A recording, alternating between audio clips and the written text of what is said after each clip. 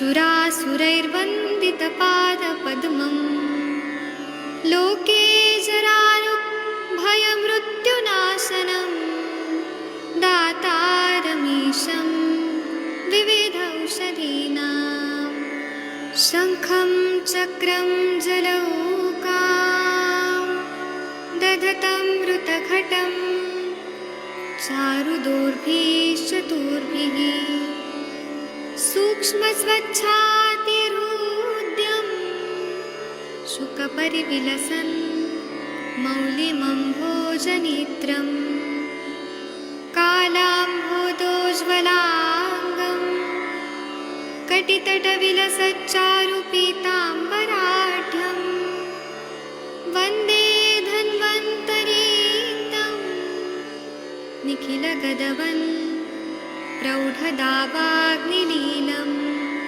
प्रौढदावाग्निलीलम् प्रौढदावाग्निलीलम्।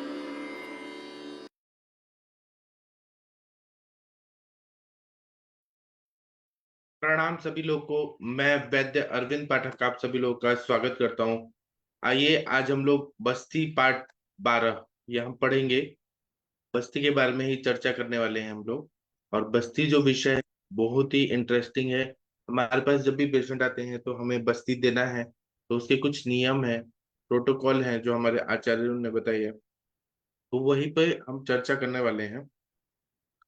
तो यहाँ पे आप लोग को स्क्रीन पे दिख रहा है, चरक संहिता में सिद्धि स्थान में 10वां अध्याय में बस्ती द्रव्यों में जो आवाप द्रव्य डाले जाते हैं उसके लिए हम लोग क्या क्या कर सकते हैं, तो कैसे है मृदु और तीक्ष्ण बस्तियों को अवस्था विशेष से कैसे हम प्रयोग करते हैं वो हम चर्चा कर रहे हैं। तो बोल रहे हैं कि सुर दारु शतावेला कुष्ठ मधुक पिप्पली मधु स्नेहा ऊर्ध्वानुलोम भागः सर्षर्षपः शर्करा लवणम आवापा बस्तिराम मतः प्रयोजानि येषु यानि स्युः युक्तानि स कषायस्तान्योत्तरतः प्रवक्ष्यामि चिरजात कठिन बलिषु व्याधिषु तीक्ष्णा विपर्य मृद्वः सप्रतिवाप कषाया योद्यास्तनुवासन निरुहा। इसका मतलब यह है कि आवाप द्रव्य डालते हैं जब बस्ती का काढ़ा बना रहे हैं हम लोग, तो कुछ ऊपर से द्रव्य डालते हैं कि वो मेडिसिन और अच्छा बन जाए। और हम लोग विशेष रूप से मृदु बस्ती बना रहे हैं या तीक्ष्ण बस्ती बना रहे हैं अवस्था के हिसाब से, तो उसके बारे में चर्चा कर रहे हैं कि सुर दारू मतलब देवदार है, शतावा है, इलायची है, कुष्ठ है, मधुक है, पिपली है, मधु है, स्नेह है और सरसरपा मतलब सरसों, शर्करा और लवण डाल रहे हैं। ये बस आवापा बसरामथा प्रयोजनी, ये आवाप बस्ती के ऊपर डालते हैं और जैसा हमें प्रयोग करना है अवस्था के हिसाब से वो प्रयोग करते हैं। युक्तानी सह, जो युक्त है उसके साथ, मतलब जो अच्छा देने लायक है उसके कषाय के साथ उत्तरतः प्रवक्षा में ये हम लोग कहेंगे। चीर जात कठिन बलिशु व्याधिशु तीक्ष्ण विपर्य मृदुआ, मतलब क्रॉनिक है, चीर जात है, कठिन है, बलवान व्याधि है, उसमें तीक्ष्णा तीक्ष्ण हम लोग डालते हैं और उसके ऑपोजिट मृदु डालते हैं। सब प्रतिवाप कषाय योजना तनुवासन निरूहा, प्रतिवाप डालते हैं, ऊपर से काढ़ा डालते हैं। अब जैसे सरसों डाला तो कितना तीक्ष्ण हो जाएगा, तो तीक्ष्ण या मृदु ऐसा योज्य तनुवासन निरूहा, अनुवासन में या निरू में इसका प्रयोग करते हैं प्रतिवाप कषाय के रूप में। यही चीज बता रहे हैं कि बस्ती में प्रक्षेप द्रव्य देवदारू हो गया, सौंफ हो गया, इलायची हो गया, कूट हो गया, मुलेठी, पिपली, मधु, स्नेह, स्नेह में कृततेल, वसा, मज्जा, उर्द और अनुलोमन कारण द्रव्य जैसे वमन और विरेचन वाले द्रव्य जैसे मदन फल डाल दिया या फिर दंती त्रिवृत वगैरह डाल दिया, सरसों डाल दिया, चीनी, संदर्भ लवण, इन द्रव्यों को बस्ती योगों में डालते हैं। प्रक्षेप के रूप में प्रयोग करना चाहिए। जिन बस्तियों में कषायों के साथ मिलाकर इन द्रव्य में से जिनका प्रयोग करना उचित है उसके आगे प्रत्येक बस्ती के साथ बताया जाएगा। तीक्ष्ण और मृदु बस्ती बता रहे हैं कि जीर्ण व्याधियों में तथा बलवान व्याधियों में प्रक्षेप और कषायों के साथ तीक्ष्ण बस्तियों का प्रयोग करना चाहिए। इसके विपरीत नूतन व्याधियों अल्पबल व्याधियों में प्रक्षेप और क्वाथ से युक्त मृदु अनुवासन निरु बस्तियों का प्रयोग करना चाहिए। फिर बोल रहे हैं कि वात दोष शमनाय आलोढ़न द्रव्याणाम त्रयो योगा, वात दोष के शमन के लिए आलोढ़न द्रव्य, जो हम ऐसे मथनी से मथते हैं, आलोढ़न द्रव्य, उसके 3 योग बताए हैं। इनका प्रयोग करें तो और अच्छा फायदा होता है।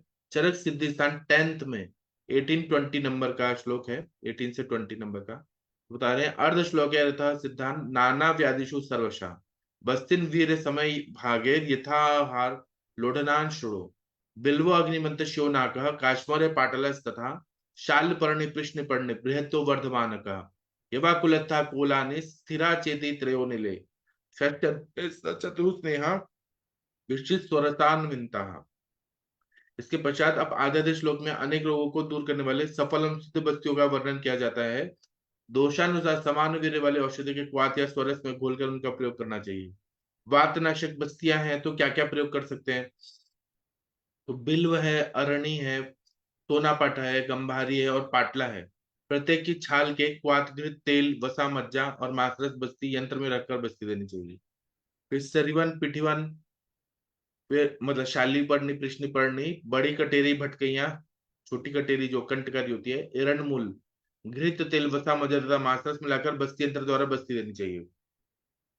फिर बोल रहे हैं जौ, कुल्थी, खट्टी बेर, सरीवन, इनके क्वाथ में घृत तेल, वसा, मज्जा तथा मांसरस मिलाकर बस्ती यंत्र द्वारा बस्ती देनी चाहिए। यहाँ 3 बस्तियों को उल्लेख किया गया है, इससे वात रोग दूर होते हैं। इस तरह से पित्त शामक औषधियां बता रहे हैं पित्त दोष शमनायम विविधानम आवाप द्रव्याणाम संकेतः नलवुंजुला लवा नीरशत पत्राणि शैवलम मंजिष्टा सारिवानंता पयस्या मधुयष्टिका चंदनम पद्मकोशिरम तुंगम ते प्रैतिके त्रयः शर्करा राक्षो शौद्रकृताः सशिरा बस्तयो हिताः। पित्त का शमन करना है तो ऐसे द्रव्य जो पित्त का शमन ऊपर से लेने से भी करते हैं और बस्ती में ज्यादा करते हैं, इस तरह से है तो नरकट का मूल, मतलब नल, जिसको हम नल का मूल बोलते हैं, वेत, जल वेत, शतपत्र कमल, गुलाब या शैवाल जो रहता है, इनके क्वाथ में चीनी, मधु, घृत और दूध मिलाकर बस्ती देने से पित्त जन्य रोगों में लाभ होता है। मंजिष्ठा हो गया, सारिवा, अनंता, पयस्या और मुलेठी, इनके क्वाथ में चीनी, मधु, घृत और दूध मिलाकर बस्ती देने से पित्त रोगों में लाभदायक है। लाल चंदन, पद्मकाश, खस, नागकेशन के क्वाथ में चीनी, मधु और घृत दूध मिलाकर बस्ती देने से पित्त रोग में लाभदायक है।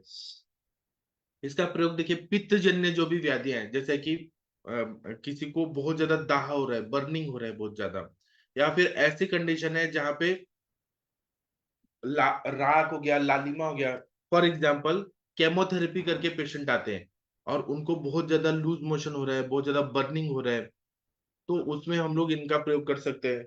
या फिर लीवर रिलेटेड बीमारियां हैं बहुत ज्यादा, पोर्टल हाइपरटेंशन है, पित्त बहुत दूषित है, या फिर ब्लीडिंग पाइल्स है, या रक्तातिसार है, जहां पे पित्त बहुत ज्यादा प्रकोपित हुआ है, या फिर ऐसा मुंह में छाले आ रहे हैं बहुत ज्यादा, पेप्टिक अल्सर है, डियोडिनल अल्सर है, इन सब में देखिए मंजिष्ठा, सारिवा, दुरालभा, पयस्या, विदारिकंद, इनका मुलेठी, इनका प्रयोग हम ऊपर से भी करते हैं। चीनी, मधु, घृत, दूध, क्षीर बस्ती टाइप बना के पित्त रोगों में लाभदायक है। और कोई भी पेशेंट पित्त वाला है, इसमें लाल चंदन, पद्मकाश, उशीर और नागकेशर, इनका क्वाथ बना के चीनी, मधु, घृत डालकर दूध मिलाकर बस्ते देने से पित्त रोग ठीक होगा ही होगा। और ये फास्ट रिजल्ट देता है। ऊपर से लेने में फायदा होगा, लेकिन नीचे से दिया तो और जल्दी फायदा होगा।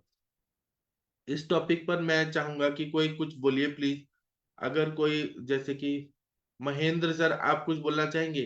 पित्त व्याधियों में ऐसे बस्ती देने से कैसे फायदा होगा? आपका क्या विचार है आदरणीय महेंद्र सर? सर पित्त पित्त के हिसाब से ये इसमें जो बताया वो तो ठीक ही है। इसमें सारे कंटेंट उसके हिसाब से अपन जैसे जनरली में पूरे कंटेंट अपन के पास नहीं मिल पाते, लेकिन लाल चंदन, मंजिष्ठा, अनंता और दूध दूध और घी, चीनी और मधु, इनका प्रयोग अपन करते ही हैं उसमें साथ में। और ज्यादातर जो क्षीर बस्ती अपनी है वो ज्यादातर सब पित्त सामक ही है। क्षीर मिला के जो अपन तिक्त क्षीर बस्ती है वो भी पित्त सामक है। अपन जो इसका महासुदर्शन चूर्ण का जो काढ़े का बनाते हैं वो भी इसी इसी प्रकार की है। इस प्रकार से अपन यदि कहीं जलन वगैरह हो, यूट्रस में कई बार दिक्कत आती है, सूजन वगैरह होती है, उसके लिए भी अपन देते हैं। या फिर पेट में और आंतों में कई बार घाव वगैरह होते हैं, उसमें पिच्छा बस्ती का प्रयोग करते हैं, उसमें भी अपन मोचरस वगैरह का प्रयोग करते हैं, वो भी पित्त सामक ही है। तो इस तरह पित्त शामक का द्रव्यों का उपयोग अपन उस हिसाब से पेशेंट के हिसाब से इसमें अलग अलग कर सकते हैं। और साथ में जो मेद दवाइयां हैं, इसमें अपन साथ में यदि उस तरह के, तो उसमें अपन जटामांसी वगैरह या ब्राह्मी वगैरह उनका प्रयोग भी अपन कर सकते हैं। इसके साथ में यदि अपन शतावरी वगैरह का प्रयोग करें तो वो भी इसमें रिजल्ट अच्छा देता है सर। तो इस तरह अपन कंटेंट के हिसाब से और पेशेंट के हिसाब से अपन द्रव्यों का चयन उसके हिसाब से अपन कर सकते हैं सर। ये इन्होंने एक तो उदाहरण देके अपने को एक डायरेक्शन कर दिया, उसके अलावा अपन अपने दिमाग से और पेशेंट की स्थिति को देखते हुए अपन ड्रग्स चॉइस कर सकते हैं सर। जी, इस पर और कोई कुछ बोलना चाहते हैं? ये टॉपिक बहुत ही इंटरेस्टिंग है। किसी को कुछ बोलना है? जितेंद्र कुमार भांजा जी, आपका क्या कहना है ये टॉपिक पर, जो पित्त शामक द्रव्य है? नहीं, कोई तो बोलिए कुछ। ऐसे जो हमारे पास पेशेंट आते हैं ना, एंडोमेट्रियोसिस, उसमें भी बहुत ज्यादा सदाह ये होता है, बर्निंग हो रहा है और मेंसेस आ रहे हैं। मतलब कभी कभी इतना ज्यादा हैवी मेंसेस आते हैं और बर्निंग होता है, तो उसमें क्या करते हैं कि जैसे एंडोमेट्रियल हैवी मेंसेस आ रहे हैं, बहुत ज्यादा रक्त प्रदर हो रहा है, ऐसे में इसका प्रयोग करने से बहुत अच्छा फायदा होता है। और आगे देखते हैं तो कफ दो शमनाय विविधानम आवाप द्रव्याणम संकेतः अर्कस तथैव सा लर्क एका स्थिला पुनर्नवा हरिद्रा त्रिफला मुस्तम पित्त दारु कुनट्टम पिपल्याश्चित्रकश्चेति त्रयस्ते श्लेष्म रोगीषु सशार शौद्र गोमूत्रा नातिस निहानविंता हिताः चरक सिद्धिस्थान 10/23-24। कफ नाशक बस्तियां हैं तो रक्त मदार का मूल, श्वेत मदार का मूल, पाठा पुनर्नवा, इनके क्वाथ में यवक, क्षार, मधु, गोमूत्र कुछ स्नेह मिलाकर बस देने से कफजन्य रोग दूर होती है।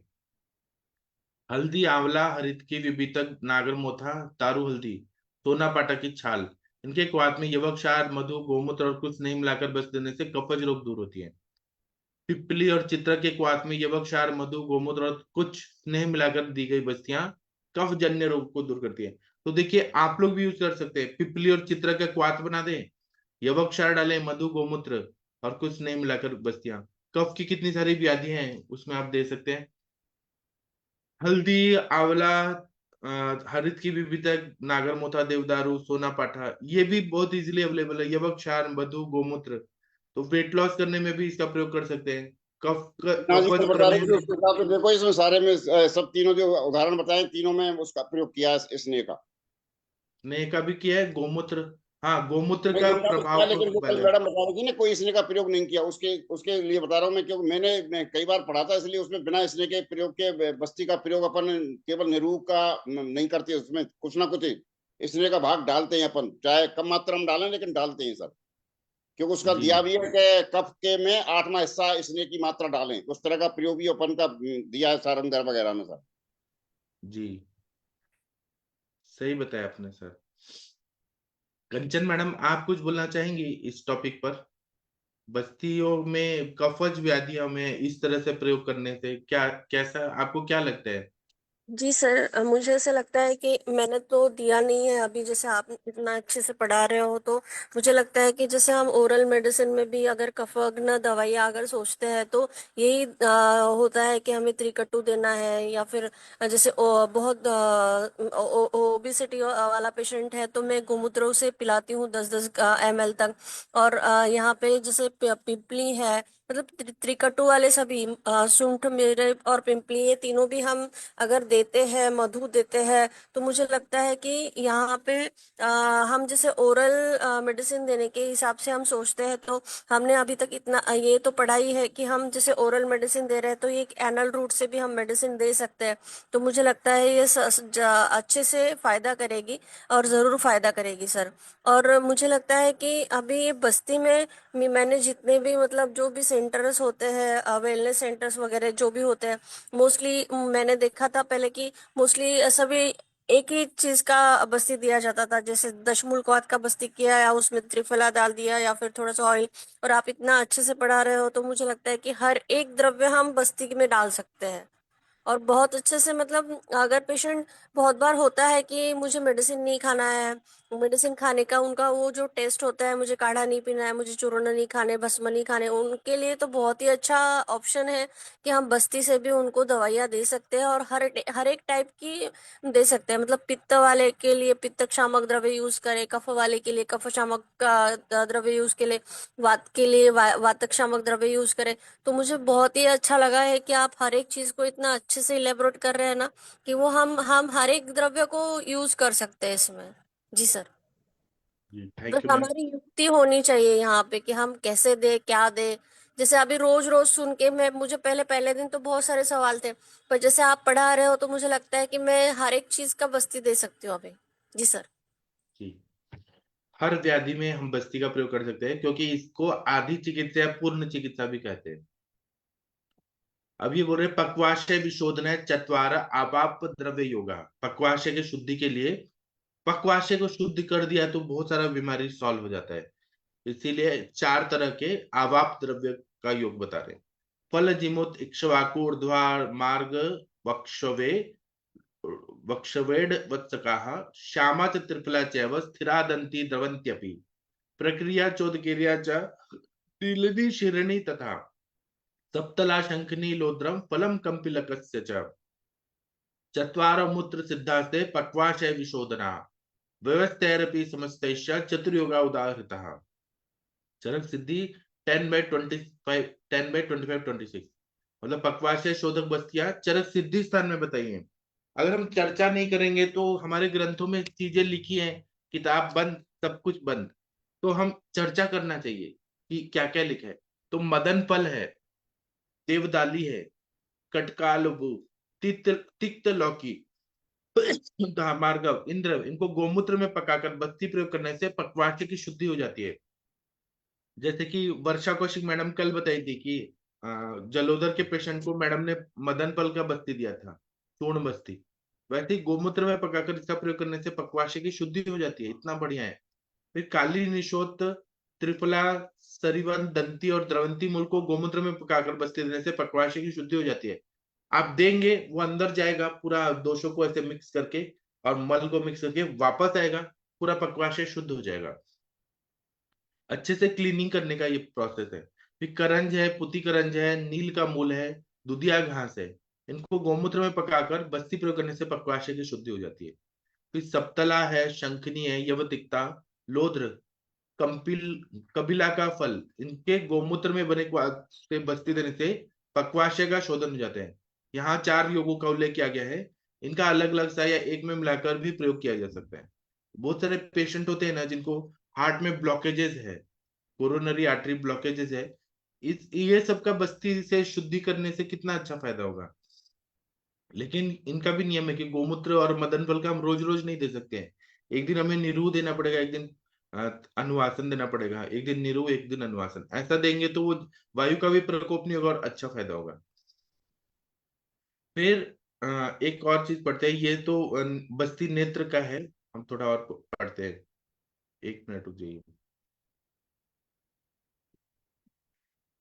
उनके बस्ती विधि में प्रमाद से 12 व्यापद उत्पन्न हो जाते हैं, कॉम्प्लिकेशन हो जाते हैं। जब भी हम द्रव्य दे रहे हैं तो हम उनका कॉम्प्लिकेशन भी बताया और उनकी चिकित्सा भी हमारे ग्रंथों में बताइए कि बस्ती का अयोग होना, अतियोग होना, क्लम होना, आधमान होना, हिक्का होना, हृत प्राप्ति, ऊर्ध्व प्राप्ति, प्रवाहिका, शिरोवर्ती, अंगड़ती, परिकर्तिका, परिस्त्रव, इनमें अयोग और अतियोग वसुधा व्यापक न होकर उन्हें क्लमादि व्यापक के हेतु मानना उचित है, जिससे 10 व्यापक शेष रहती है। मतलब ये व्यापक की कॉम्प्लिकेशन भी मतलब पॉजिटिव फैक्टर भी हो सकते हैं।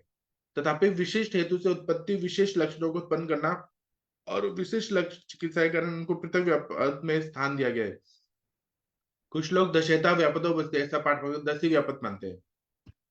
अब ये बता रहे हैं कि किसको क्या देने से क्या होता है, वो भी समझना जरूरी है।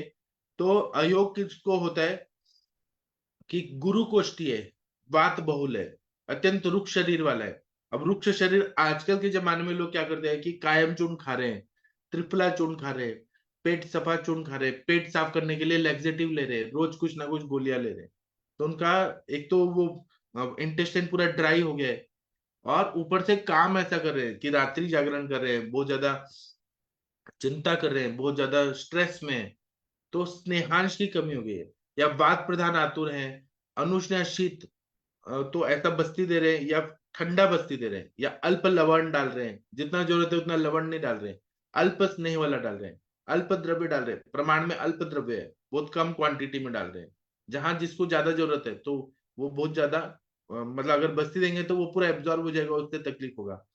द्रव गुण में अल्प है, सांद्र है, घन वस्तु से बहुल है, हीन गुण, हीन औषधि गुण युक्त वस्तु दी जाए तो वह दोषों को शुभित करती है और दुर्बल होने से बाहर नहीं आती है, वो अंदर ही एब्जॉर्ब हो जाती है।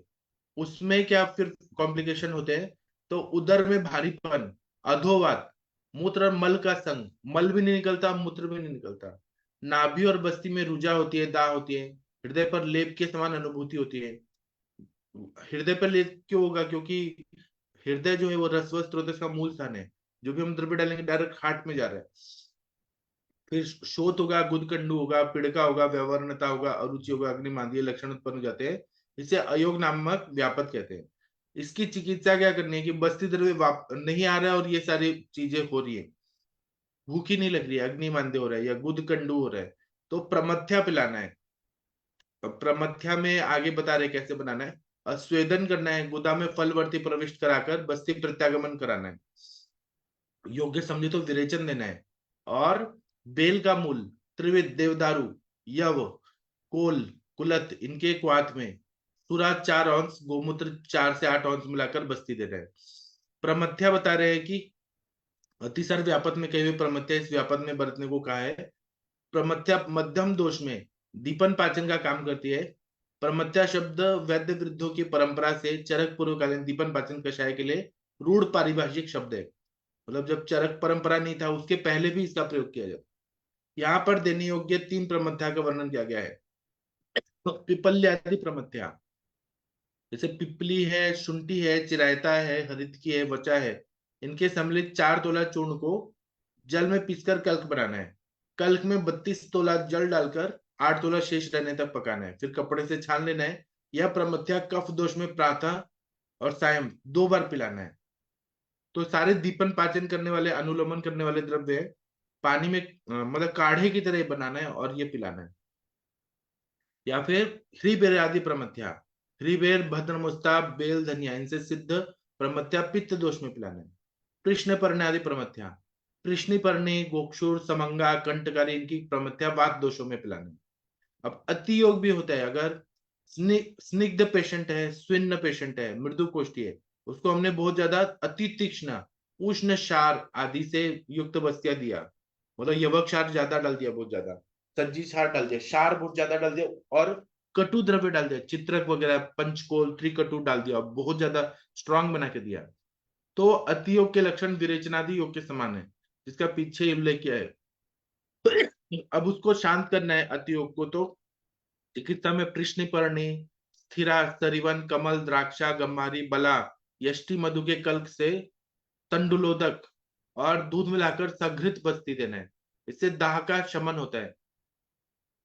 और बाघभट में अति तीक्ष्ण उष्ण अम्ल घट्ट बस्ती तथा अतिशय श्वेत देवी पुरुष में अल्प दोष मृत्यु कोष्ठ में बार बार अथवा बार बार देवी बस्तियां अतियोग करती है, ऐसा कहा गया। इसमें अतिसार की चिकित्सा करने का विधान है। इसी तरह से क्लम अगर हो, आम दोष की उपस्थिति में मृदु निरोध देने से, हम निरू दे रहे हैं, मृदु दे रहे हैं, एकदम सॉफ्ट, आम दोष है बहुत ज्यादा, और दोष का निवारण बराबर नहीं होता है। मैंने एक पेशेंट को देखा था हॉस्पिटल में, मेरे पास नहीं, ऐसे देखा था कि आमवात के कंडीशन में किसी ने काढ़े की बस्ती दिया और कम मात्रा में दिया, काढ़े में उन्होंने त्रिफला या दशमूल का कुछ तो दिया था, और फिर वो वापस ही नहीं आया। आम दोष में तो हमें नहीं देना चाहिए काढ़े का बस्ती, वो एब्जॉर्ब हो जाता है। आम पहले ही है कीचड़ कीचड़ की तरह पानी है, उसमें अपने पानी डाल तो और बढ़ जाएगा आम दोष। तो वात का आम पित्त का और कफ से मार्गवरोध होकर अग्निमांद्य होता है, जिससे क्लम होगा, क्लम मतलब मानसिक थकावट, और विदाह होगा, हृदशूल होगा, मोह होगा, पिंड को दुष्ट होगा, शरीर गुरुता, ये लक्षण उत्पन्न होते हैं। यह क्लब नामक व्यापक है। तो इसमें आम का पचन भी करना है और हमें दोषों को भी निकालना है, तो इसलिए पाचन, विरुक्षण और स्वेदन चिकित्सा करनी चाहिए। पाचन के लिए पिपली, कुत्रुण, उशीर, देवदारू, मोरवा, इनसे शतशीत जल, मतलब हमने बॉईल किया पानी, उसको ठंडा किया, और वो पानी जो है, कुछ लोग काढ़ा बना के हाफ करने को बोलते हैं, पानी को ही बॉईल करके हाफ करना, या पानी को गर्म करके नॉर्मल करके, और वो पानी को शतशीत बोलते हैं, और सरवरचल लवण मिलाकर पिलाना है। तो इससे ये जो प्रॉब्लम है क्लम, आम दोष की वजह से बस्ती दे दिया तो कॉम्प्लिकेशन होते हैं, उसमें फायदा होता है। इसी तरह से देवदार है, त्रिकटु है, हरितकी है, पलाश है, चित्रक है, कर्पूर है, कुष्ठ है, इनको क्षार और गोमूत्र के साथ भावना देकर प्रसन्ना या अन्य आसव वरिष्ठ मिलाकर पिलाना है। आसव वरिष्ठ मिलाकर पिलाने से क्या होगा कि सूक्ष्म स्त्रोतगामी होने से आम का पचन होगा, वैवाहिक विकासी गुण होने से आम का पचन होगा, सारे स्त्रोत खुलेंगे, और वो भी ऐसे द्रव्य डाले, त्रिकटु डाला है, हरितकी डाला है, आम का पचन करेंगे, ये चित्रक डाला है, क्षार गोमूत्र डाला है। विरुक्षण चिकित्सा के लिए दशमूल क्वाथ और गोमूत्र मिलाकर बस्ती देना है, तो इससे रुक्षता आती है दशमूल क्वाथ और गोमूत्र से, तो आम का पचन भी होगा और आम निकलेगा वहां से, ऐसा बता रहे हैं, गोमूत्र डाल के दिया तो। माधु तैलिक बस्ती है, इसमें अधिक लवण मिलाकर बस्ती देना है माधु तैलिक, तो ये शोधन करती है, अथवा गोमूत्र के साथ माधु तैलिक बस्ती देनी है। स्वेदन में पक्वाशय पर ताप स्वेद कराना है। इसी तरह से आधमान अगर हो, पेट से गुब्बारे की तरफ फूल रहा है, आधमान हो रहा है, तो दोषों के प्राबल्य में क्रूर कोष्ठी आतुर में रुक्ष शरीर वालों में अल्पवीर्य बस्ती दी जाए तो वात का प्रकोप होता है। मतलब पहले ही वो क्रूर कोष्ठी है, रुक्ष शरीर वाला है, और आपने कम पावर वाला बस्ती दिया, तो वो वायु का प्रकोप करेगा। वात का मार्गावरोध होने के कारण विमार्गमन से वह आधमान करता है, मर्म पीड़ा करता है, गुद मर्म में बहुत पेन करता है, विदाह, वृषण शूल, वंशन शूल और हृदय शूल करता है। तो इसमें फलवर्ती को गुदा में प्रविष्ट कराना है, निरु और अनुवासन देना है।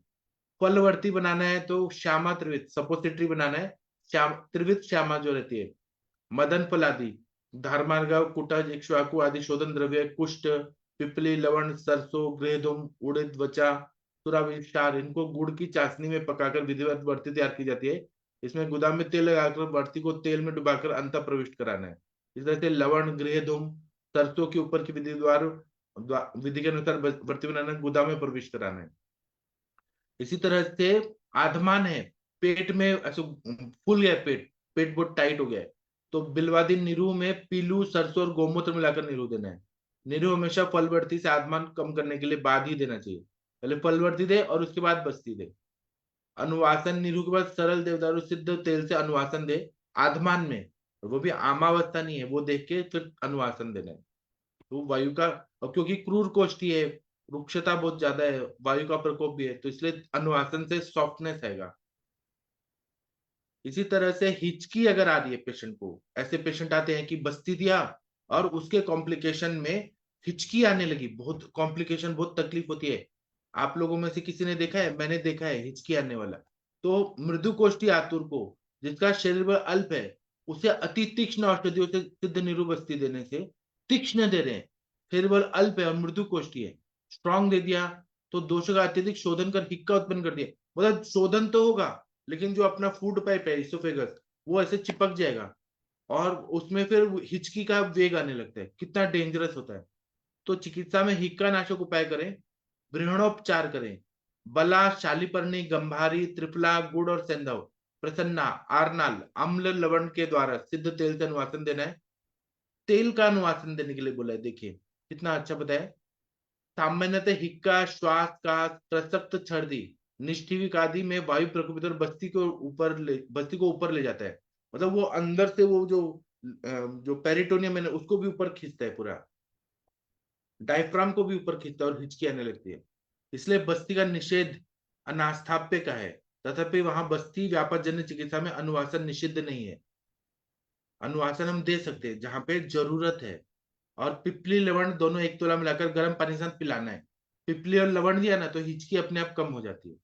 धूम्रपान कराने के लिए बोल रहे हैं, उससे भी वायु को अनुलोमन गति प्राप्त होती है। अवलेह दे सकते हैं, मांसरस, दूध का युक्तिपूर्वक सेवन करावे। अवलेह में वासावलेह, कंटकारी अवलेह इत्यादि शुंठी और लवण मिलाकर गूश पिलावे। तो आपके पास नॉर्मल हिचकी के पेशेंट है या बस्ती व्यापत है, इसका प्रयोग आप वहां अप्लाई कर सकते हैं, बहुत अच्छा फायदा होगा। कंटकारी अवलेह से तो फायदा होगा ही, हिचकी में वासावलेह से भी होगा। शुंठी और लवण मिलाकर दाल का पानी पिलाना है, तो हिचकी में फायदा होता है। तो आप लोग इस टॉपिक पे कुछ बोलना चाहेंगे तो बोलिए प्लीज। हम लोग थोड़ा थोड़ा चर्चा करते हुए आगे बढ़ते हैं। आदरणीय, अच्छा, अरविंद सक्सेना सर आए, लखनऊ के बहुत बड़े डॉक्टर आए हैं हमारे साथ। आदरणीय डॉक्टर अरविंद सक्सेना सर, आप कुछ बोलना चाहेंगे इस टॉपिक पे? या महेंद्र सर, आप कुछ बोलना चाहेंगे? वीना मैडम, आपने देखा है बस्ती देने के बाद हिचकी आने लगी। हाँ, प्लीज अरविंद सर बोलिए सर। सर नमस्कार मेरा सबको। प्रणाम सर। सर बहुत अच्छे से आपका मैं तो डेवलप देख रहा हूँ और बहुत अच्छा लग रहा है। कुछ मैं बोलना चाहता हूँ सर, मेरी आवाज आ रही है ना ठीक से? आ रही है जी, आ रही है। सर जैसे कि अजीर्ण में बस्ती का प्रयोग नहीं करना चाहिए, बिल्कुल सही बात है सर, बिल्कुल। और उदावत अगर बहुत हो रहा है तब भी बस्ती का प्रयोग नहीं करना चाहिए। आम दोष में भी बस्ती का प्रयोग नहीं करना चाहिए। और इवन जो है बत्ती लेने के बाद दिन में भी नहीं सोना चाहिए। ये बहुत छोटी छोटी बातें हैं। मैं क्योंकि पंचकर्म का ही हूँ और पंचकर्म ही करता हूँ, तो ये मैं पेशेंट को बहुत बोलता हूँ और अब तो अच्छे से समझाता हूँ कि बस्ती लेने के बाद दिन में नहीं सोना चाहिए। और कई बार क्या होता है, हमको दोष को उत्क्लेश करना पड़ता है सर। और फिर उसके बाद उसको दोष पहले पहले उत्क्लेशन करना पड़ता है। मतलब आम तो बहुत ज्यादा है, पेशेंट आ गया सडन और हमको उत्क्लेशन करना है, तो एरेंट बीज की जो है इसमें मैं नींबू बस्ती देता हूँ। और फिर दोषहर बस्ती में सौंफ और मुलठी इस्तेमाल करता हूँ सर। और उसके बाद फिर शमन बस्ती में तिरंगू और मुलठी इस्तेमाल करता हूँ। तो मतलब मैं वात को भी लेके चलता हूँ, पित्त को भी लेके चलता हूँ, कहाँ पे कैसे वो उठ रहा है वो।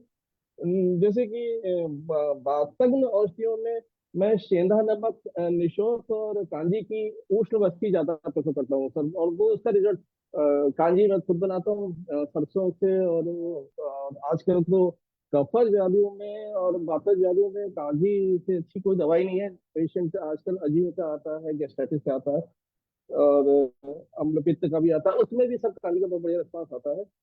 फिर पित्त के लिए ये काकोल्यादि गण और न्योगरादि, ये न्योगरादि का मिल जाता है पास, तो वो मैं डाल देता हूँ। और कफ के लिए आलगवादी और पिपल्यादि, पिपली का चूर्ण जरूर मिलाता हूँ, क्योंकि अष्टांग संग्रह में वात पित्त कफ के लिए अलग अलग उन्होंने मेंशन किया है। जैसे पित्त के लिए उन्होंने बोला दूर्वा अनंता नीम बासात बुत्वा गुंदरा वीरू शीत पाखी प्रियंगो न्योगरादि सारिवादी पद्मगादी स्थिर जो है वन्यम पद्यम। ये मतलब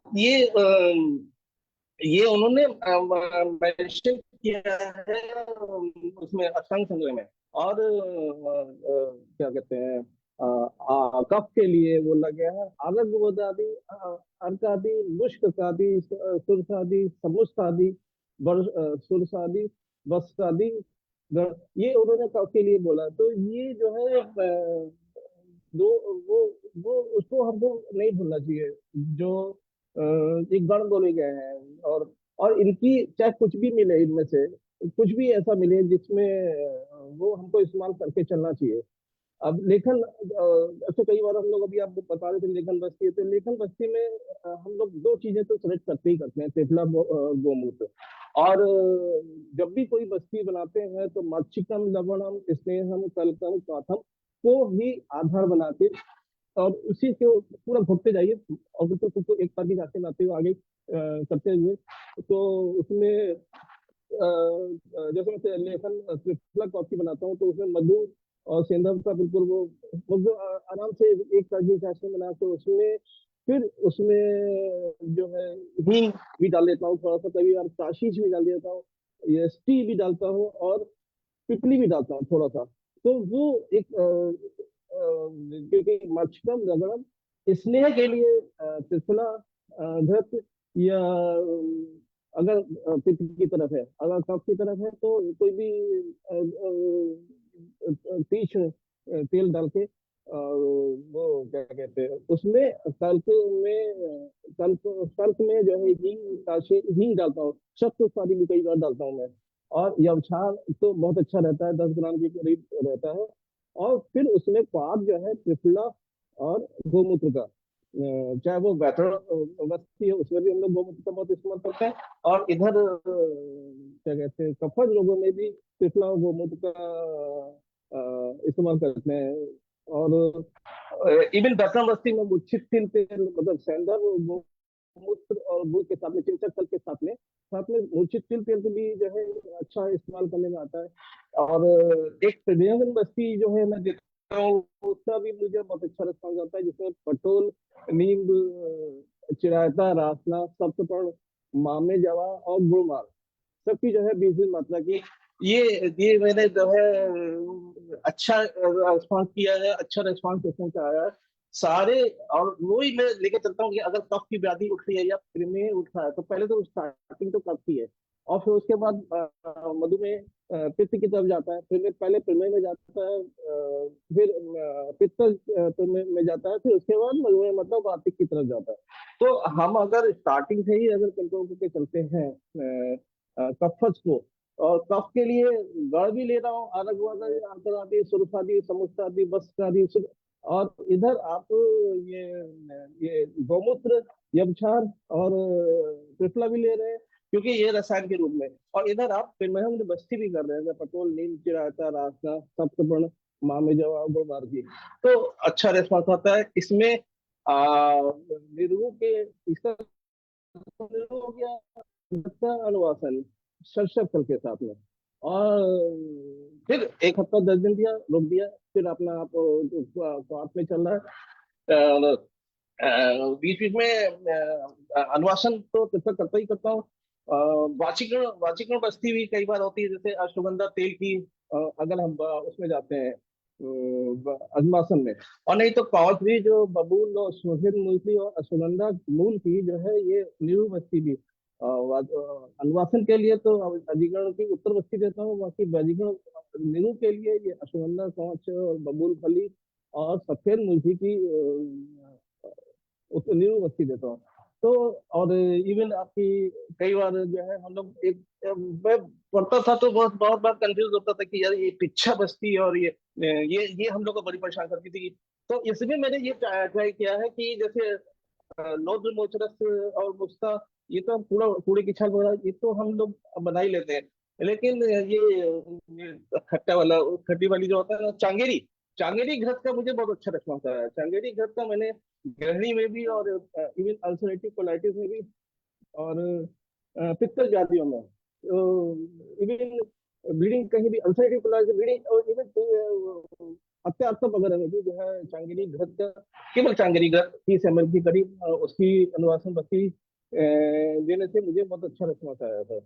तो इस तरीके से जैसे गैसीय शाटिका वगैरह है तो सहचरादी की है, धानांतर तेल की है, मज्जा तेल में खुद ही हड्डी को ला के उसको जो है उसको अंदर निकाल के उसको तेल में सिद्ध करता हूँ, साथ में तिक्त क्षीर भी देता हूँ।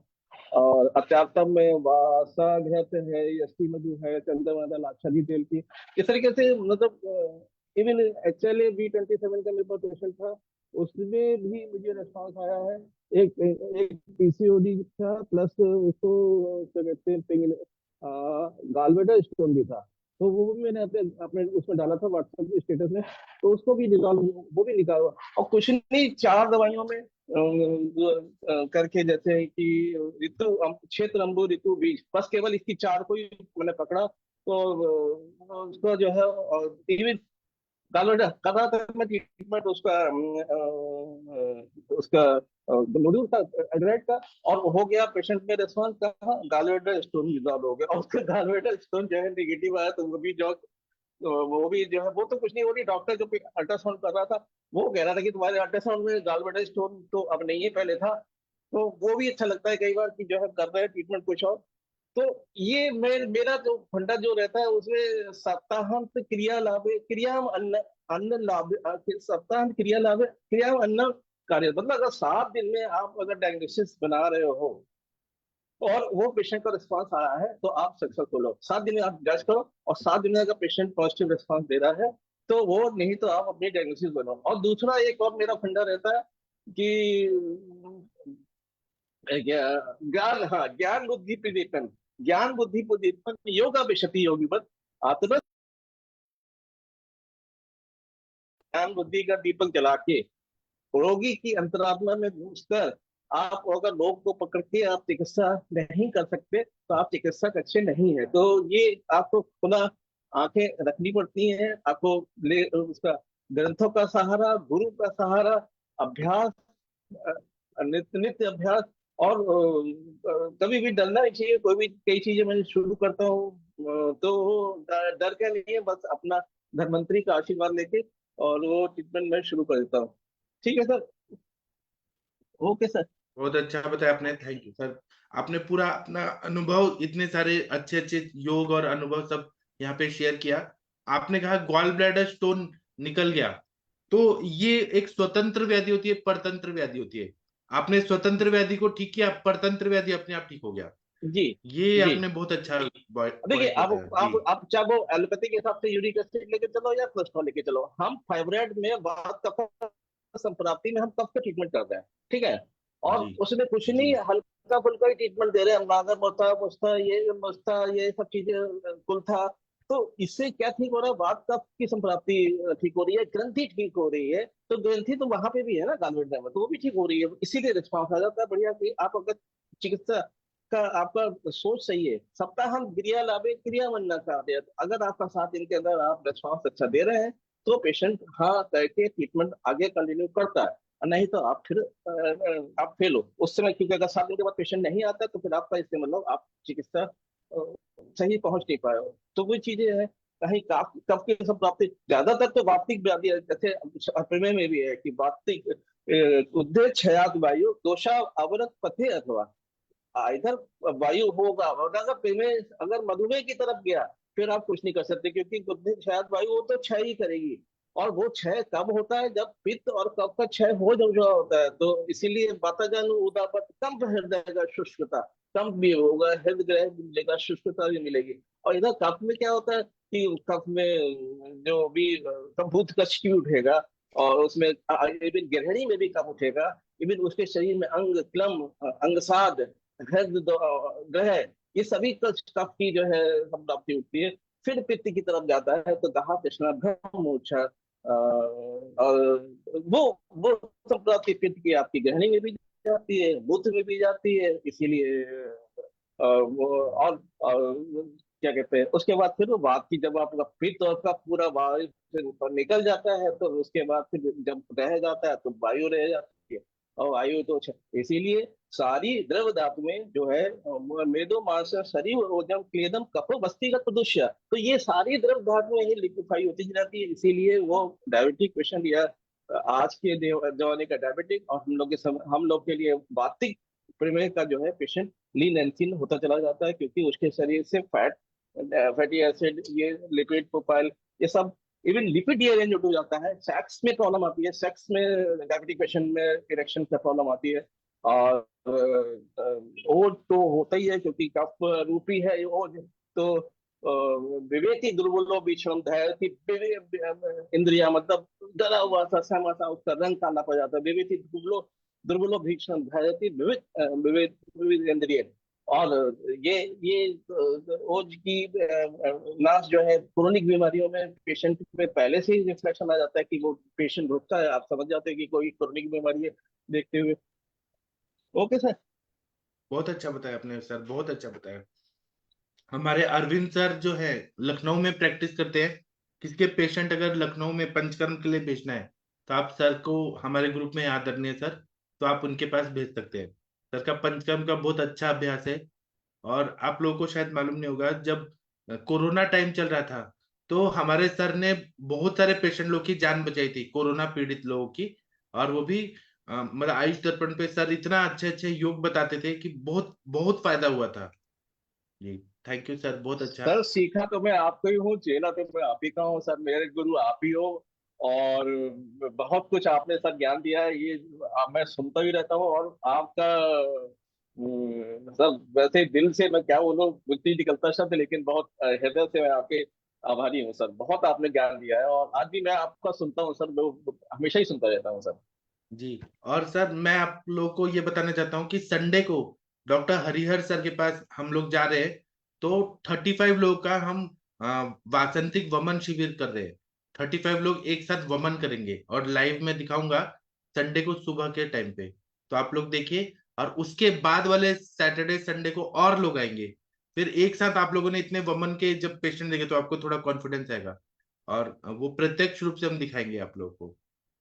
जी, आप लोगों ने एक या दो वमन देखा होगा, हम एक साथ इतने सारे लोग का वमन कराएंगे, तो आप देखिएगा बहुत अच्छा फायदा होगा सभी लोगों को। चलिए, आदरणीय मनीषा मैडम, आप कुछ बोलना चाहेंगी क्या? मनीषा मैडम, आपका कोई अनुभव शेयर करना चाहती है तो कर सकती है। आपको अरविंद सर का कैसा लगा? महेंद्र सर, आपको कैसा लगा अरविंद सर ने जो भी बताया?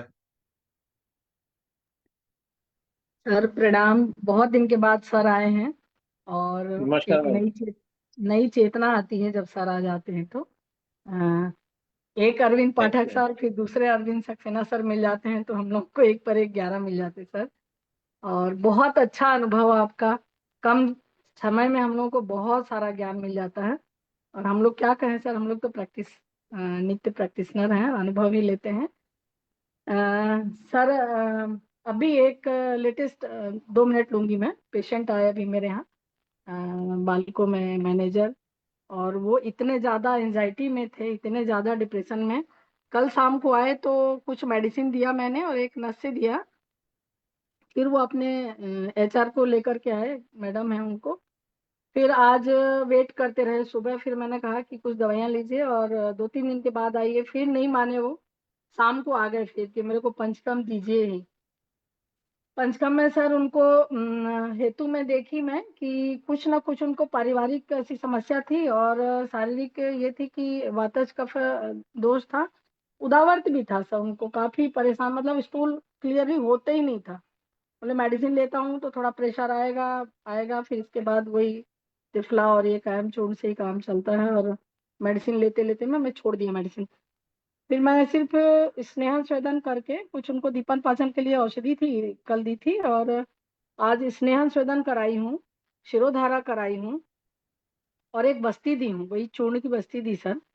और अप्रत्याशित बोले कि आने के बाद और थेरेपी लेने के बाद 1 आवर 20 मिनट्स के बाद उन्होंने बोला मुझे ऐसा लग रहा है जैसे मैं एकदम हवा में हूँ, ऐसा लग रहा है, इतना लाइट फील कर रहा हूँ।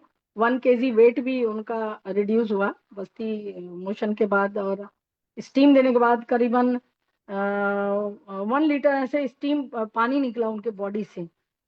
और जो मानसोपचार किए हम लोग, जो आयुर्वेद में कंसल्टेशन करते हैं सर, उसका इतना अच्छा इफेक्ट पड़ता है पेशेंट को। नाड़ी देख करके वो सारी चीजें बताया मैं उनको। बोलते ऐसे कैसे आप बता सकते हो कि ये चीज मुझे है, इतने इतने समय से है और ये प्रॉब्लम्स हैं। तो मतलब कि होता है सर, ये आयुर्वेद में गहन अध्ययन के बाद ही हो जाता है और हम लोग को इतना ज्यादा टेस्ट की आवश्यकता नहीं पड़ती है। तो वो खुश होके गए हैं, अभी 5 डेज का और थेरेपी लेंगे। तो ये है सर कि इंस्टेंट रिलीफ, इंस्टेंट ट्रीटमेंट मिलना हमारे आयुर्वेद में, यदि अच्छा वैद्य है और अच्छी औषधियों का प्रयोग कर रहा है तो रियली सर हम किसी भी कंडीशन में उनको ले। मानसिक आघात था उनको, 2-3 बड़े बड़े केस हो गए उनके घर में, तो ऐसे स्ट्रोक था उनको, और उसी चीज को लिए और नस से दी मैंने बचा का, और इसका बहुत रिलीफ मिला सर Day 1 में, 1 सिटिंग में, और 2 टाइम्स मेडिसिन में ओनली सर। ये मुझे शेयर करना था। और आपने जो बताया ना कि उनका मन भी ठीक हुआ, हम लोग आयुर्वेद के चिकित्सक हैं, हम क्या बोलते हैं, शरीर इंद्रिय आत्मा, शरीर मन इंद्रिय आत्मा, इनका संयोग जो होता है उसको धारी बोलते हैं, जी शरीर। जी जी। तो हम मन को भी ठीक करते हैं, आत्मा को भी करते हैं और इंद्रियों को भी करते हैं, शरीर को तो हम करते ही हैं, चारों चीजों को हम करते हैं। हाँ जी सर, अभी जो सर ने बताया ना कि आप उसकी आत्मा तक पहुंचिए, तो रियली ये जब तक यहाँ तक नहीं पहुंचते हैं पेशेंट हमारे ऊपर ट्रस्ट भी नहीं करता है। और हम कितना भी उसको दे दें वो बेनिफिट हमको नहीं मिलती है, यहाँ हमको जाना ही पड़ता है। जी जी, सर। और आपने कहा कि 1 लीटर तक उनका स्वेदन हुआ, उतना निकला, तो जी स्त्रोतस जी कितना जी। खुला उनका, जी सर। कितना अच्छा हुआ। जी, चलिए और अभी भी आदरणीय। एक जी पेशेंट और आई हैं, भोपाल से आई हैं, उनको भी लेना है ट्रीटमेंट। तो जी बहुत सारे उनके हेतु हैं और उनका रिजल्ट बताऊंगी सर। जी। जी। आदरणीय जितेंद्र कुमार भांजा जी, उड़ीसा के डॉक्टर, आप कुछ बोलना चाहेंगे? सर प्रणाम सर। मैं सुन रहा था सब कुछ। मैं थोड़ा बाइक में सर जा रहा हूँ तो ट्रैफिक इतना जाम था ना, कुछ नहीं बोल पाया सर। अभी अभी कुछ भी बोलना चाहेंगे? रास्ते में है सर लेकिन मुझे बहुत अच्छा लगा आज। बस्ती के बारे में सुनकर बहुत अच्छा नॉलेज गेन किया। मैं पिछले बार जरूर बोलूंगा सर, अभी रास्ते ठीक के है, साइड में हूँ ना। कोई बात नहीं जी, कोई बात नहीं। चलिए, इन टॉपिक पे प्रियंका पांडे जी आप कुछ बोलना चाहेंगी? गंगवार सर, महाजन सर कुछ बोलना चाहेंगे बस्ती रिलेटेड? डॉक्टर जागीर सिंह जी, मुनमुन प्रताप जी कुछ बोलना चाहेंगे आप? Doctor Manjunath ji, Varsha madam, please कुछ बोलिए आप। महेंद्र सर आप कुछ बोलना चाहेंगे? गौतम सर, भोसले सर कुछ बोलिए प्लीज। नहीं तो हम आगे बढ़ते हैं। अभी व्यापक में हृत प्राप्ति बताया कि अति तीक्ष्ण औषधि से सिद्ध बस्ती, वातल बस्ती, वात को उत्पन्न करने वाली बस्ती, या ठीक तरह से न प्रपीड़ित करते हुए बस्ती हृदय प्रदेश में जकड़ाहट करती है। इस अवस्था में क्या करना है? हार्ट में वो चली गई और तकलीफ दे रही है बहुत ज्यादा, तो काश कुश इत्कट करील बेर के फल इनसे शीत बस्ती दे, अथवा अम्ल स्कंद और लवण स्कंद से सिद्ध बस्ती दे, और वातग्न दशमूलादि सिद्ध तेल से अनुवासन बस्ती दे। इसके बाद में ऊर्ध्व प्राप्ति, बस्ती देने के बाद मल मूत्र वातवेव का अवरोध किया जाए। बस्ती देने के बाद अवरोध किया जा रहा है, तो जोर से दबाकर बस्ती दी जाए तो बस्ती अतिवेग से मुख की ओर ऊर्ध्व प्राप्ति हो जाती है, जिससे मूर्छादि विकार उत्पन्न हो जाते हैं। एक तो मल मूत्र वेग आ रहे हैं और आप बस्ती दे रहे हैं, तो फिर बहुत ज्यादा ऊपर चला जाएगा दोष और चक्कर वगैरह आएगा, पेशेंट कोमा में भी जा सकता है। तो चिकित्सा में यदि आतुर मूर्छित हो तो ठंडे जल से मुख पर परिषेक करें। पार्श्व उदर के नीचे भी जल शीतल जल परिसेचन करें। पार्श्व उदर पर मर्दन करें और पंखा करके ठंडी हवा चलाएं। केशों को खींचकर उसे संज्ञा प्रबोधन कराने का प्रयत्न करावे। आतुर को भयभीत करावे। गाय, गधा, घोड़ा, हाथी, सिंह, राजदूत, सर्प, उल्का इत्यादि का डर बताकर भीति निर्माण करे। भय से अतिसार होता है, यह पहले भी देखा गया है। डराना भी एक चिकित्सा है। यहाँ भी दोषों की गति नीचे की ओर ले जाना यही प्रधान हेतु है, अतः कुछ पद्धति विचित्र प्रतीत में वैज्ञानिक है, साइंटिफिक है। कंठगत दोषों को जानकर वस्त्र से गले को धीरे धीरे दबाए, ऐसे दबाए कि रोगी की गति केवल अवरुद्ध हो, वरना बस्ती व्यापित कारण रोगी कंठ पीड़न से ही मर जाएगा। ये इतने कॉम्प्लिकेशन पहले के जमाने में होते थे, इसलिए ऐसा बता रहे हैं। आतुर को प्राणवायु और उदान वायु को रोककर प्राणायाम करावे, इसे अपान वायु बस्ती को नीचे की ओर ले जाता है। उसके बाद क्रमुक सुपारी 1 तोला, कल्क, अम्ल द्रव्य साथ आरनाल, कांजी इत्यादि पिलाए। ये उष्ण, तीक्ष्ण और सर्वगुणात्मक होने से अनुलोमन करता है। पक्वाशय में दोष स्थिर हो जाने पर दशमूल, निरू, यव, बेर, कुलत और गोमूत्र मिलाकर अभ्यक्त और स्वेदन किए हुए आतुर को देवे। दोष यदि उर में हो तो बिलवादी सिद्ध बस्ती दे। सिर में दोषों का दिशान तो नावन नस से और सरसों का सिर पर लेप लगावे और धूम नस से दे। इसी तरह से प्रवाहिका अगर हो रहा है, कृत्य अपिकृत्य संगीतम ऐसे हो रहा है, जाके आ रहे हैं तब भी सेटिस्फेक्शन मिल रहा है, ऐसा कॉम्प्लिकेशन हो गया, तो स्नेहन और स्वेदन के हुए महादोष दोष का बाहुल्य आतुर को मृदु अल्पयुक्त औषधि युक्त बस्ती दोषों का उत्क्लेशन करती है और थोड़े थोड़े प्रमाण में बार बार गुदा से निकलती है, जिससे प्रवाहिका उत्पन्न होती है। इससे गुदा में शोथ हो जाते हैं, जंगा रूरू में शाद होते हैं और वात का अवरोध होने से बारंबार प्रवाहन करना पड़ता है। तो इसमें चिकित्सा क्या बता रहे हैं? प्रवाहिका में अभ्यंग और स्वेदन करा के शोधन निरोध दे, अनुलोमन विरेचन औषधियां दे, और लंघन कराएं और विरेचन व्यापक के सदृश संसर्जन क्रम पे आदि कराएं। इस तरह से कभी कभी हेडेक होता है, शिरोवर्ती, दुर्बल और क्रूर कोष्ठी, तीव्र दोष युक्त आतुर को पतली, मृदु और शीत बस्ती दी जाए। क्रूर कोष्ठी है, दुर्बल है और बहुत ज्यादा दोष बढ़े हुए हैं, तो ठंडा बस्ती दे रहे हैं या पतला मृदु दे रहे हैं, तो दोषों द्वारा बस्ती आवृत होकर वायु प्रतिहत होकर गात्रों में जकड़ाहट करके मूर्धा में चला जाता है। इससे गला और गर्दन जकड़ जाती है, कंठभेद, स्वरभेद होता है, सिरोभेद, सिर को फोड़ने के समान वेदना होती है, कर्ण बाधिर, कर्णनाद, पीनस, नेत्र विभ्रम, नैस्टैग्मस उत्पन्न होता है। तो इसमें चिकित्सा में लवण तेल से अभ्यंग करना है, प्रधमन नस से देना है, धूम नस से देना है, विरेचन कराना है। जो कॉम्प्लिकेशन हेडेक जैसा हो रहा है बस्ती देने पर, स्निग्ध भोजन कराकर अनुवासन बस्ती देना है। प्रधमन नस के लिए कटफल चूर्ण या त्रिकटु के सूक्ष्म चूर्ण का उपयोग करना है। धूम नस से कंटकारी धूम से सरसों आदि से किया जाना जा सकता है।